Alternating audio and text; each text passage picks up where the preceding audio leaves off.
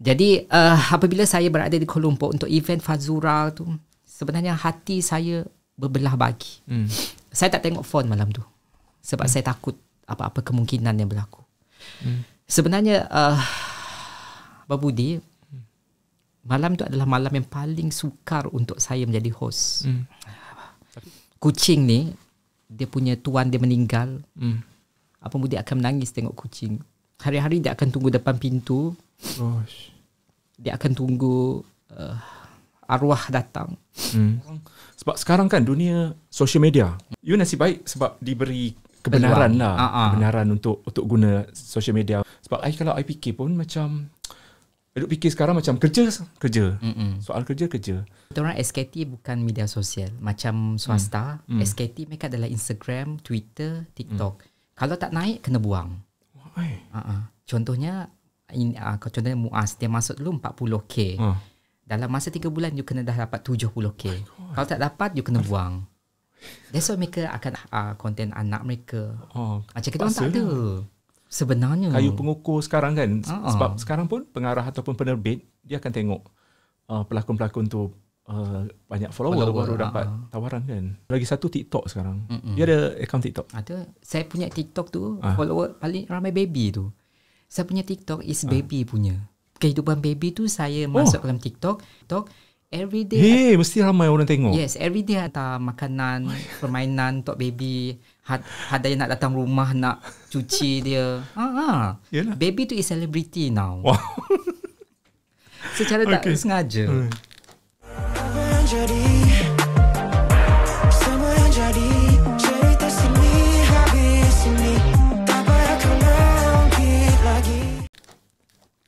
This is how we do this. In one way I'm yours. Okay guys, bahagian kedua podcast Borak Sini Habis Sini bersama dengan salah seorang penyampai radio yang saya kenali. Sebab baru-baru ni saya ada tengok lah kan IG awak yang awak telah kehilangan housemate. Housemate tu kiranya timeline-nya selepas di mana awak tak tinggal lagi dekat hotel. Betul. Selama 3 tahun awak tinggal dekat hotel. Awak kena ni awak kena halau sebabnya COVID. Masa COVID tak boleh stay dekat hotel. Jadi saya dihalau keluar pada hotel. Jadi alhamdulillah RTM ni kebajikan pekerja dia memang jaga betul-betul. Jadi saya diletakkan 3 bulan di asrama di RTM. Kemudian selama tempoh tinggal tersebut, arwah Hazim menghubungi saya. Dia offer saya. Macam mana kenal dia? Dia orang Sarawak. Apabila orang Sarawak bertemu di sini, kita dah macam kawan. You dah kenal lama dia ataupun baru kenal? Ketika event. Masa event je. So dia di Jabatan Kesenian dan Kebudayaan. Jadi di situ dia ada buat event, saya hostnya. Jadi di situlah kita dah rapat. Kemudian dia ajak saya sewa rumah 1 bilik ada kosong. Jadi saya pun sewalah di situ. Tapi semuanya permulaannya sangat indah lah. Buat pertama kalinya Abang Budi, saya merasa saya hidup dalam suasana ada kawan. Yang ada teman kita masak, ada TV, ada ruang tamu. Saya rapat dengan jiran sebelah rumah kami. Memang saya rasa ini adalah satu apabila COVID ni berlaku, ya Allah bagi saya dengan semua yang sangat indah ni. Tapi pada Julai 2021, saya punya housemate arwah Hazim tu telah pun disahkan menghidap COVID stage 1 yang pertamanya. Kemudian dihantar ke Sungai Maebs dan hari keduanya terus ke Sungai Buloh. Di Sungai Buloh hari ketiga ditidurkan. Kemudian selama 21 hari. Macam mana perasaan awak bila dapat tahu dia ditidurkan tu? Sebenarnya Abang Budi, mungkin orang tak pernah bertanya kepada mangsa-mangsa. Sebenarnya setiap petang dalam pukul 3 petang pihak hospital Sungai Buloh akan buat video call. Jadi ibu, keluarga dan juga adik-beradik akan masuk dalam video call tu. Kita akan tengok wajah Hazim di atas katil. Jadi doktor akan suruh kita bercakap, bagi semangat untuk Hazim. Dan yang paling menyayat hati adalah baby. Baby adalah kucing Hazim. Jadi doktor nakkan baby tu bercakap. Jadi apabila kita buat video ni, baby akan bersama-sama juga. Apa respon kucing tu? Mula-mula dia akan bunyi, kemudian apabila dia tengok wajah Hazim tu, dia akan lari. Sebab? Mungkin dia tak dengar. Dia tak mendengar suara Hazim. Sebab baby ni akan sentiasa menanti Hazim apabila dia balik bekerja. Mesti rindu kan? Sangat rindu. Dan sebenarnya apabila benda ni saya nak kongsikan jugalah, 2 minggu sebelum arwah meninggal, dia pernah ketuk bilik saya pukul 3 pagi. Dia kata, Sonic, walau apa pun berlaku, saya akan balik Sarawak. Walaupun ketika itu kerajaan kata tak boleh rentas negeri. Tapi dia kata, saya kena balik. Sebab saya sangat rindu dengan mak. Sangguplah bayar 10,000. Bayar denda 10,000. Kemudian dia menangis. Sepanjang 1 minggu tu dia menangis. Sonic rindu dengan mak. Sonic rindu dengan mak. Kemudian mak dia call. Dan masa dia luahkan rasa rindu tu, you ada macam ada tak you fikir macam benda pelik-pelik lah, macam benda peliknya Hazim dia botak. Okay. Dia botakkan kepala dia. Dia ada rambut. Tapi pada masa saya tu pun terkejut dia botak dia. Dan kemudian dia masak. Saya diet, dia tak diet. Tapi 2 minggu sebelum tu dia ikut saya diet juga. Dia masak brown rice. Dia memang jarang makan. Maknanya dia memang jaga pemakanan dia. Dan minggu sebelum dia kena tu juga, dia botakkan baby. Dia cukur semua bulu baby. Macam dia tahu-tahulah apa yang akan berlaku. Dan waktu hari raya dia pakai putih semua. Dan itulah sampai dia rasa dia nak jumpa mak dia. Dan apabila dia di hospital, apabila masuk bilik dia dah susun dokumen. Dokumen apa? Dokumen untuk mak dia, dokumen dia letak dalam file cantik-cantik. Macam dia dah rasa dia akan pergi ke macam mana? Saya sangat takut dengan kucing. Dan saya memang tak sangka yang sekarang ni saya sangat suka dengan kucing. Saya memang tak pernah duduk tepi kucing.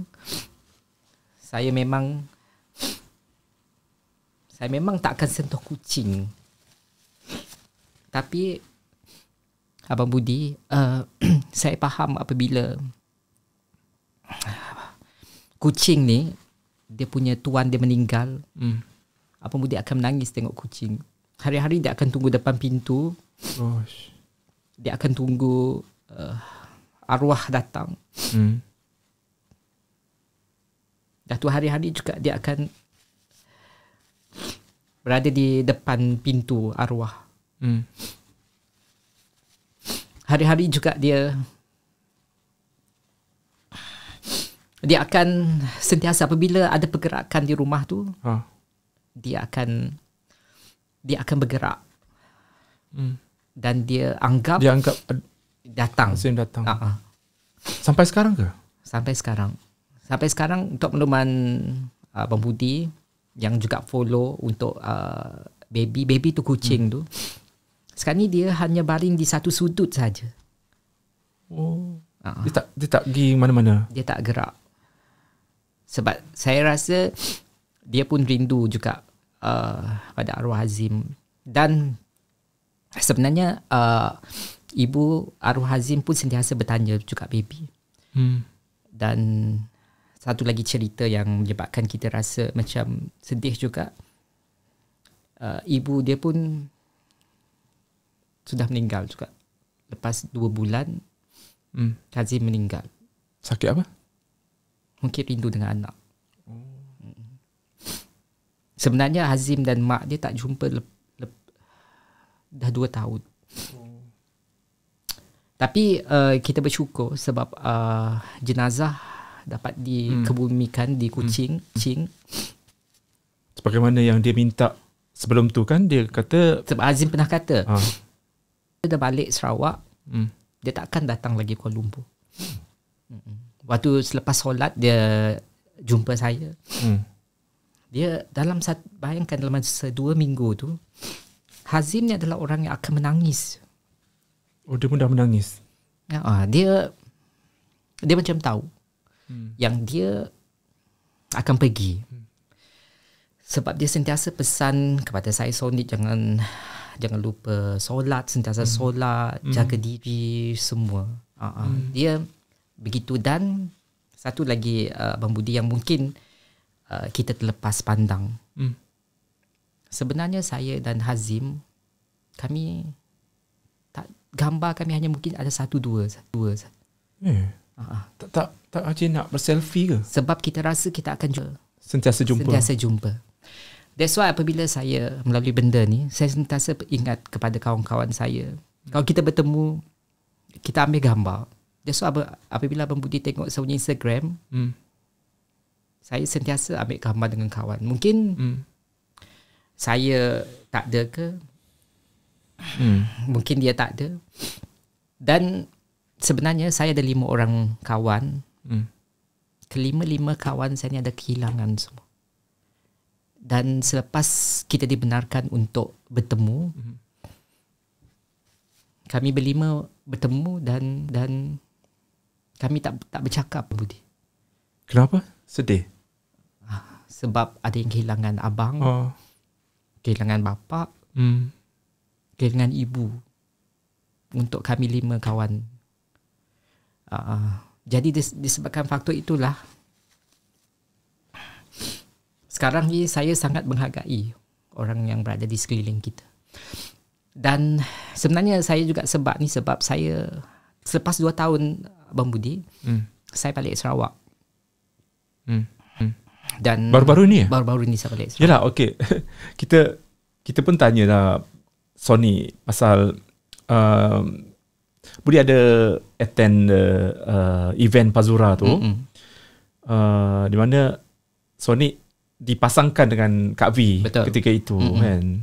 So kita nampak macam Sony ketika itu macam tak ada masalah dan nampak ceria je kan. Tapi mungkin ada kisah di sebalik itulah. Betul. Sebenarnya sebelum saya pergi ke Kuala Lumpur, saya ada 3 event. 3 event tu sebenarnya apabila saya nak pergi Kuala Lumpur ni sangat berarti sebab bapa saya di hospital ketika itu. Dan doktor kata ayah saya dalam keadaan kritikal dan ingin dibawa balik ke rumah. Dan keputusan ketika itu sama ada saya nak balik Kapit ataupun ke Kuala Lumpur. Tapi saya memilih untuk ke Kuala Lumpur. Sebabnya malam sebelum saya balik tu saya jumpa bapa saya. Seminggu saya balik Kapit, mak saya masuk hospital. Sakit apa? Ada pendarahan dalaman. Dan dihantar terus ke ward kecemasan ketika itu. Dan saya kena stay di Kapit. Tapi malam itu bapa saya jumpa saya. Saya masih ingat lagi muka dia. Dia kata pergi je. Dia kata pergi. Balik Kuala Lumpur? Ya. Sebab ini adalah cita-cita saya daripada kecil. Dan bapa saya urus semua waktu tu. Tiket ke apa. Jadi apabila saya berada di Kuala Lumpur untuk event Fazura tu, sebenarnya hati saya berbelah bagi. Saya tak tengok phone malam tu. Sebab saya takut apa-apa kemungkinan yang berlaku. Sebenarnya Abang Budi, malam tu adalah malam yang paling sukar untuk saya menjadi host. Tapi saya nampak awak ceria je. Awak macam, ya, saya tak anggap awak ada masalah masa tu. Sebab saya ingat kata-kata bapa. Dia kata kejarlah. Ini adalah impian yang mungkin datang hanya sekali. benda ni tak akan datang 2 kali. Jadi buat yang terbaik. Cuma malam tu saya ada masalah kaki. So apabila saya dalam keadaan tidak tenteram, tidak tentu, saya punya pergerakan akan terjejas. Jadi malam hari ini saya ucapkan jutaan terima kasih kepada Kak V. Sebab untuk makluman Abang Budi, Kak V yang pegang saya setiap kali kami turun stage. Kalau Kak V tak pegang, saya akan jatuh. You tak boleh imbang badan? Malam tu saya tak boleh imbang. Sebab mungkin saya rasa You mungkin dah terketar-ketar ke? You tak, you macam kaki saya tak kuat malam tu. Jadi saya sebelum saya naik stage, saya dah beritahu Kak V. Kak V, malam ni saya mohon Kak V tolong saya. Kak V, apabila kita turun, Kak V tolong pegang saya. Kalau tak, saya akan jatuh. You ada cakap pasal benda ni Tak. kat Kak V? Tak. Maknanya semua orang tak tahu. Semua orang tak tahu. You seorang perahsia kan? Sebab Ke berahsia? Sebab Bang Budi, apabila saya beritahu orang, malam tu tak akan berlaku macam tu. Maksudnya you Orang akan ada rasa simpati. Orang kata tak apa Sony, tak apa, nanti Kak V tak. Fazura pun tak tahu? Tak. Yalah, kalau Fazura tahu, Kak V tahu, mungkin diorang kan macam mungkin diorang tak rasa macam apa yang nak cakap. Yalah, you tengah bersedih masa tu. Jadi, kan. Apabila saya bagi tahu, emosi tu pasti akan mereka rasa juga. Saya tak nak. Ya. Contohnya kalau saya berkata dengan Fazura, Fazura pun akan rasa kita tak boleh nak enjoy sebab Sonic ada tak. Itu adalah bukan majlis saya. Saya adalah dilantik untuk menjadi host. Jadi saya kena jalankan tugasan saya dengan sebaik mungkin. Sebenarnya perjanjian saya adalah habis je program tu pada hari Sabtu, Ahad saya kena balik Kapit. Balik semula? Tapi saya tak balik. Sebab bapak saya okey. Maknanya alhamdulillah dia dah sihat. Dia tak sihat. Cuma dia dibenarkan keluar daripada hospital. Dekat rumah lah. So sampai sekarang bapak saya alhamdulillah okey, sebab sebenarnya saya sangat terkejut apabila doktor bagi tahu yang bapak saya dah tak ada harapan. Sebab saya sebelum saya balik dia sihat. Jadi saya rasa bila you sampai je rumah untuk bercuti kan, setelah sekian lama you tak balik 2 kan? tahun. 2 tahun tak balik. Dua-dua sakit. Tiba-tiba sakit. Sebenarnya mak bapak kita rindu kita. Jadi apabila 2 tahun, sebenarnya mereka ni menahan sakit tu. Sebab mereka tahu apabila mereka sakit, kita tak akan tak boleh balik juga. Jadi mereka tahan. Jadi apabila kami dah ada di rumah, dia lepaskan. Itulah sebenarnya yang sakitnya mereka. Tapi syukurlah kan tak ada apa-apa yang berlaku pada malam tu. Tapi percayalah Abang Budi malam tu adalah malam yang okey, itu berkisar tentang malam Fazura. Petang tu saya juga ada host untuk satu program. Okey, you sampai KL bila? Hari Jumaat. Jumaat malam. Event Sabtu ada 2, Jumaat ada 1. Jadi untuk sebelah petang, sebenarnya saya dah luahkan sebelah petang. Saya dah nangis dah. Event petang tu adalah you menangis dekat siapa? Waktu event tu. Masa event? Orang nampak lah? Nampak. You menangis masa event. Sebab depan orang ramai? Sebab ketika itu saya dapat mesej bapak saya macam agak kritikal. Tapi kebetulan saya menangis tu kebetulan ketika itu slot usahawan ni berjaya. Jadi mereka kongsikan kisah-kisah macam mana mereka berjaya. Jadi saya ambil kesempatan itu untuk saya menangis. That's why lah waktu mereka bercerita saya memang menangis betul-betul. Tapi saya cover, saya kata saya menangis sebab saya dengar cerita tu. Tapi sebenarnya saya orang tak tahu apa yang berlaku pada you. Tahu. Okay. Tapi sejujurnya Abang Budi datang malam tu. Abang Budi dapat tahu tak? Tak tahu. Serius tak tahu. I terkejut. sebab sebelum ni Kak V lah yang cakap. Kak V cakap masa sebab dia buat live. So dia tengok I komen. Kata, Budi, you datang tak event Fazura malam ni? Kita jumpa tau. Kak V jadi pengacara. Oh, Kak V jadi pengacara. Okay lah. And then tiba-tiba I tengok you. Macam, oh my god. Ini satu macam persaingan. Macam dua orang pengacara macam berebut pentas. Macam mana dia orang nak control? I duduk perhati benda tu je. Adakah DJ Sonic berjaya untuk orang kata ni kan? I tak bayangkan apa yang berlaku dekat you pada tu. Sebab apa yang I dapat tengok, air muka you daripada air muka you seperti air muka you sebelum ni. Biasa je. Tapi apabila habis je, dia akan rasa segala-galanya. Habis je, saya terduduk dan baru saya akan rasa, saya akan, malam tu habis tu saya ada pergi satu tempat tu. Di situ saya nangis. Oh my god. Sebab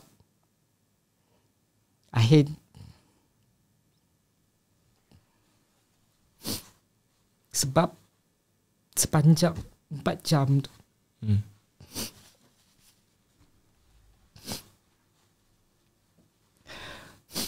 dia bukan sesuatu yang senang.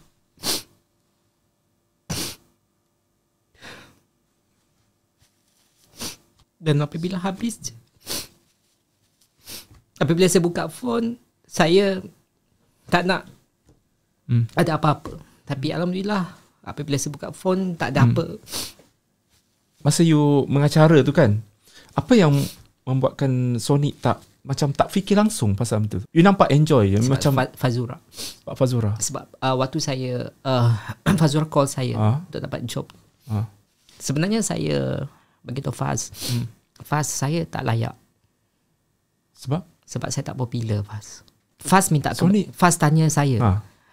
Sonic, nanti awak akan digabungkan bersama dengan Kak V. Saya kata, Faz tanya Kak V. Kak V nak tak bergabung dengan saya? Saya tanya dengan Faz balik. Itu Faz, jawapan Faz, Sonic, Faz dah yakin Sonic boleh. Popular tu letak ke tempat lain. Sonic, Abang Budi tengok pada malam tu, you guys seimbang. Maksudnya Sonic macam tak banyak bergurau sangat lah. Macam tu lah, serius gitu. And then sebab adanya Kak V tu, Kak V ni jenis yang macam dia macam bergurau sikit kan. And then dia buat joke lawak macam tu. Tapi Sonic pun akan bagi hint, macam bagi guide. Betul. Sebenarnya Abang Budi, ini pertama kali saya bergabung. Saya bertemu macam, sebenarnya saya bertemu dengan Kak V ni ketika rehearsal dalam 1 jam saja. Jadi pertama kali pertama kali jumpa ke? Pertama kali jumpa. Oh my god. Kak V tak kenal Kak V tak tahu pun saya ni siapa. Tapi kenal kan DJ Sonic? Tak. Serius Kak V ni? Tak, sebenarnya saya tak salahkan Kak V sebab saya tidak menonjol sebegitu, tak ada nak letakkan saya punya di Instagram. Saya tak salah. Memang saya tak dikenali, memang begitu. Tapi Kak V ni dia sangat profesional. Apabila dia datang, dia kepeluk kita, dia macam okay. Dia sangat baik. Dan apabila dia live, live on the way, sebenarnya saya ni apabila waktu rehearsal pukul 9, saya pukul 7 dah ada di hotel. Sebab saya orang ATM, saya kena datang awal sebab saya begitu. Jadi apabila Kak V buat live di tu, saya masuk. Jadi itu pertama kali dan kami berbincang. Kak V kata, Sonic sekarang macam mana? Kita macam mana? Saya kata Kak V jadi diri Kak V. Kak V tak payah jadi orang lain, saya jadi diri saya. Kak V terlepas, saya tarik Kak V. Tapi kan event tu dia nak happy-happy tau. Maksudnya Kak V nak happy je, dia terpaksa nak ni. Sebab Kak V je sebenarnya dia terlepas banyak benda dalam sebenarnya tu. Tugasan saya pada malam itu adalah begitu. Memang itu dipersetujui kami berdua. Maknanya Kak V buat je apa-apa, nanti saya akan cover balik. Kak V buat je, saya akan tarik Kak V. Begitu. Tapi Alhamdulillah sebenarnya Kak V ni sangat baik. Dia sangat baik, profesional. Dia profesional, sangat baik. Walaupun saya ni tak dikenali, tapi dia buat saya macam dikenali. Begitu. Dan sebenarnya apabila saya ada masalah begini, kali pertama kami berdua keluar tu, waktu rehearsal je, kami try dalam masa berapa second. Saya dah kata, yes, I boleh buat. Apa yang kita nak katakanlah, event tu berjaya. Alhamdulillah. Berjaya dan semua orang terhibur, semua orang happy, kan? Sebab Fazura dengan syarikat tudungnya pun nak meraihkan kejayaan. Sebenarnya saya tak sangka program tu sebesar itu. Betul? Saya pun. Saya sebenarnya tak rancang pakai baju tu. Saya hanya bawa 2 baju. Saya ingatkan event, event biasa. Saya pun ingat ke space yang kecil je. Kita ingat tengok, sebegitu. Wow. Saya kena, mula-mula saya tak pakai kasut heel tu sebenarnya.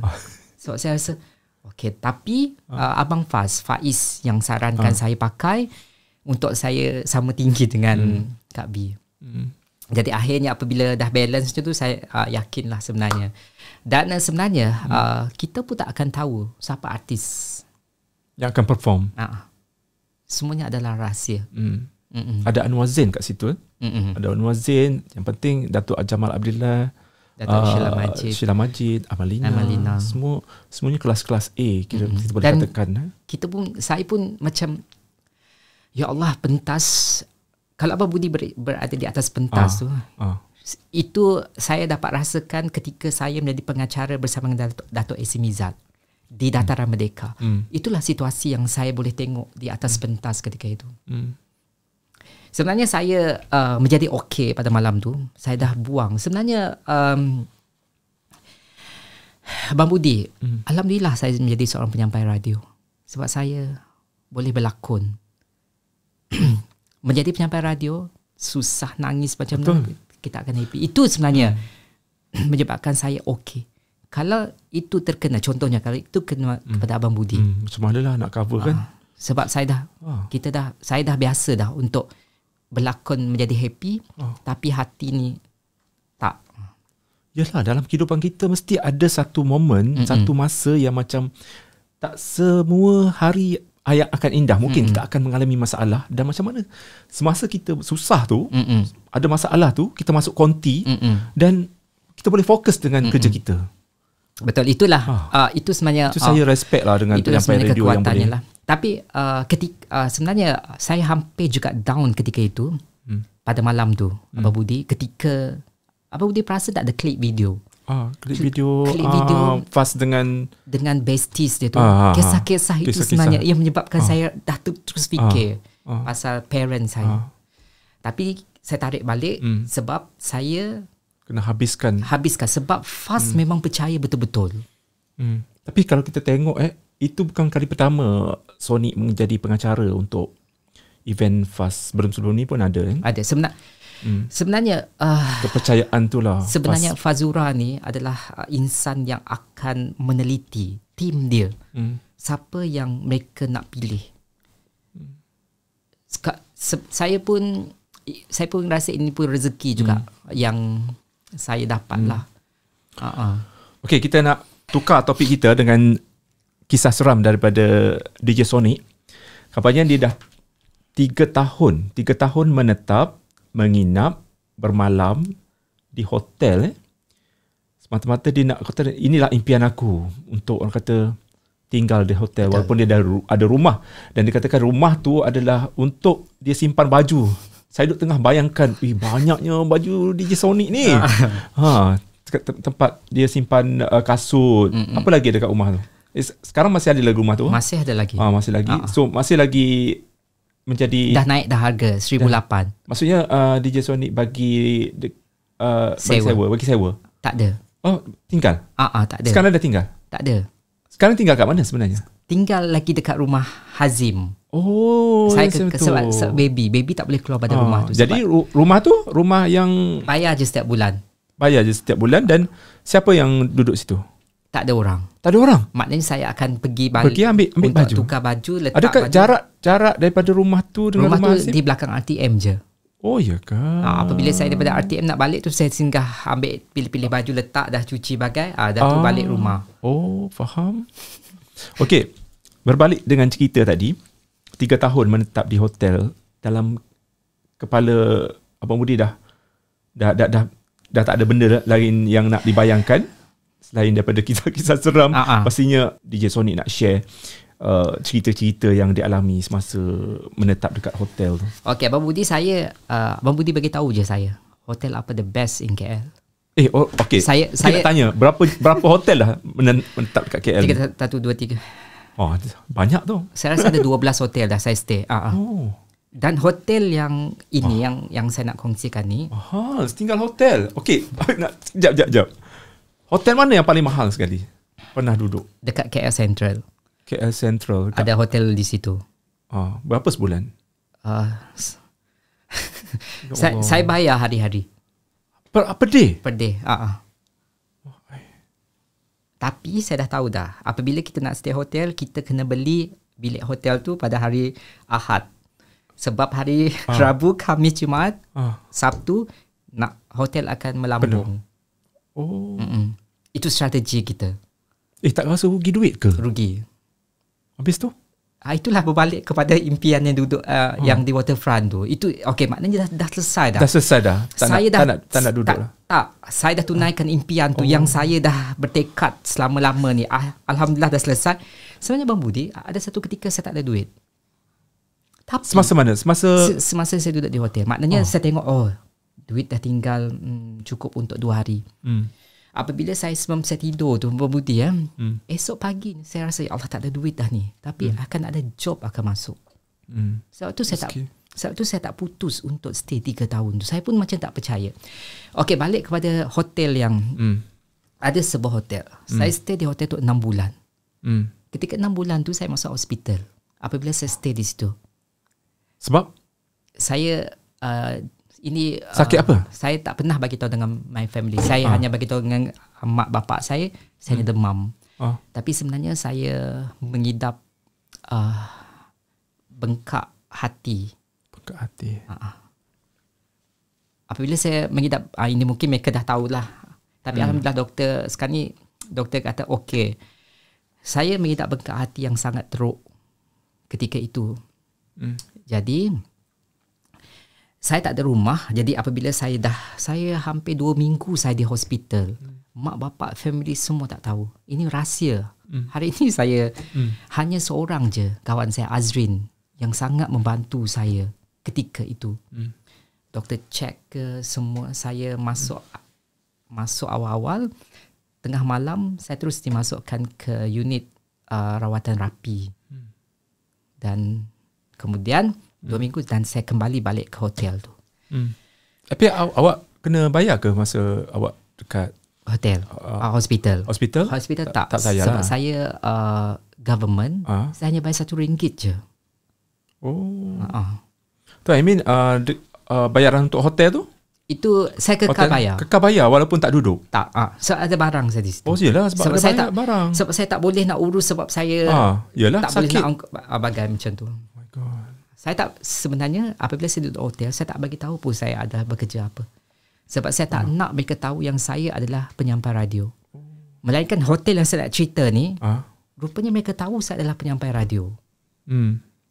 Yang yalah, saya dia kenal, dia mungkin pekerja dia, staff dia kenal. Yang saya terus keluar pada hotel tu sebab mereka dapat masuk bilik saya. Sebab mereka nak letakkan balon. Letakkan surprise untuk saya apabila saya balik tu daripada sihat. Jadi saya tak nak. Maknanya mereka dah ceroboh saya punya bilik. Saya tak boleh ada orang ceroboh.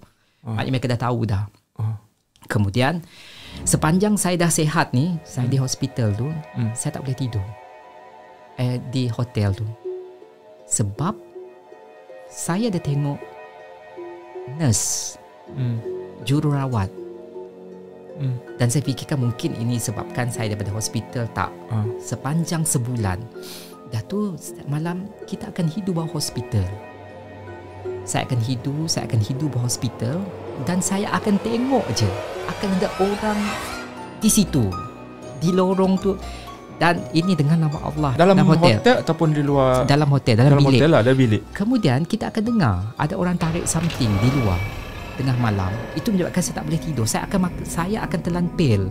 Itu menyebabkan doktor kata saya semakin teruk, kritikal. Sebab satu hari saya telan Panadol dalam berbelas-belas Panadol. Panadol untuk tidur? Saya nak tidur. Sebab saya tak boleh tidur. Dan apabila saya Google, rupanya itu adalah hospital. Mungkin yang tempat saya tidur tu adalah mungkin bilik mayat. That's why lah saya ada rasa ada orang tarik kerendah lah. Saya tanya dengan kawan saya, kenapa saya tak boleh ni? Kenapa saya sentiasa pening kepala? Kenapa begitu? Tapi prestasi kerja awak macam mana masa selepas tu? Saya tak datang. Saya dapat MC lama. Oh, lama. Ini berlaku Untuk bila ni? Sebelum COVID. Sebelum COVID. Sebelum COVID, saya kemudian bos saya sendiri suruh saya berehat. Sebab dia tengok saya semua kuning. Padahal saya kuning semua. Tapi betul kuning ke? Betul kuning. Memang betul kuning. Memang betul kuning. Sampai bos saya call hospital suruh check saya. Dan sebab saya rupanya saya memang ada masalah bengkak.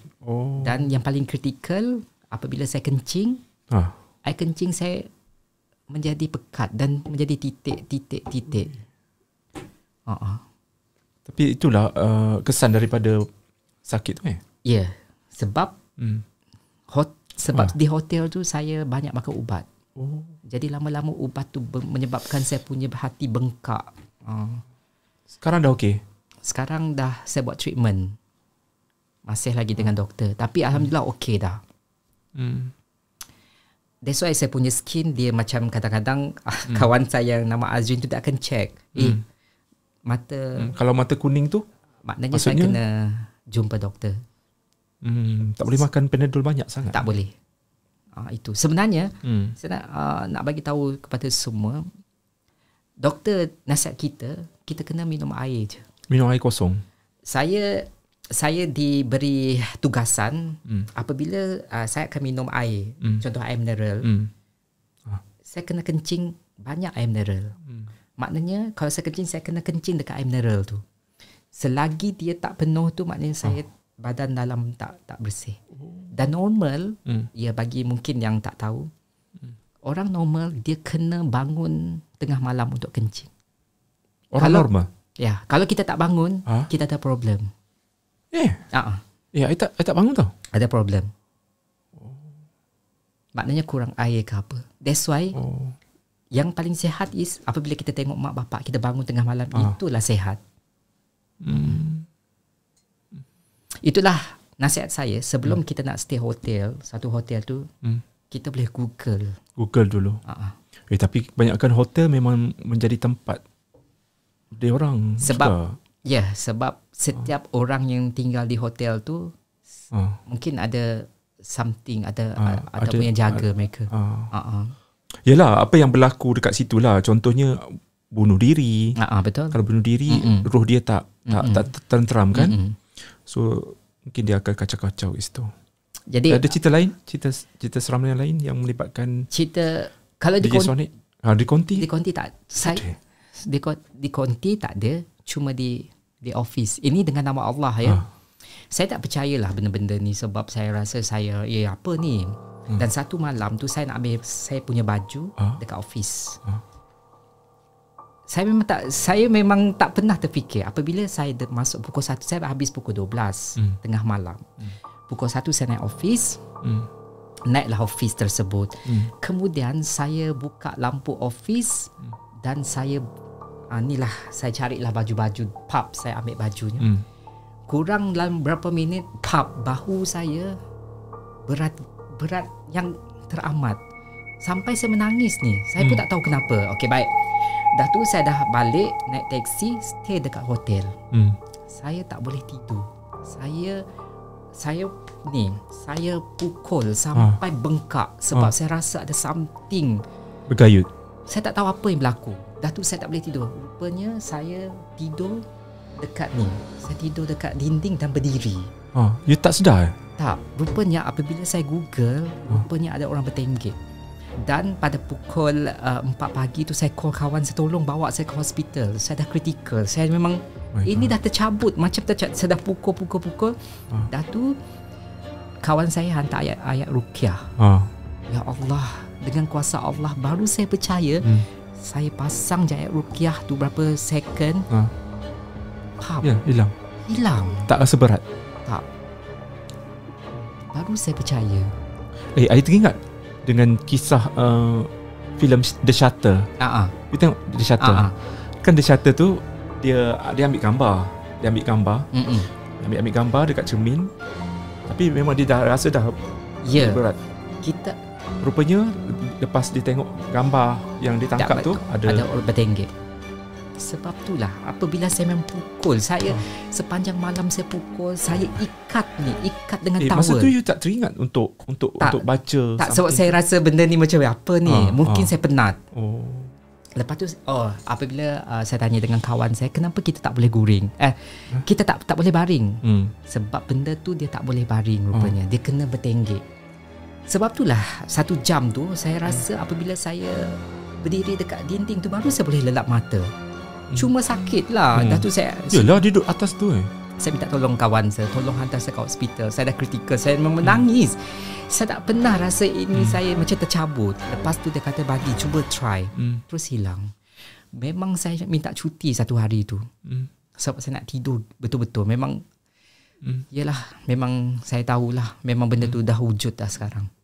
Sonic, kita ada 4 minit lagi. Ya. Okey, sebagai penutup mungkin impian Sonic masa akan datang, apa yang Sonic impikan?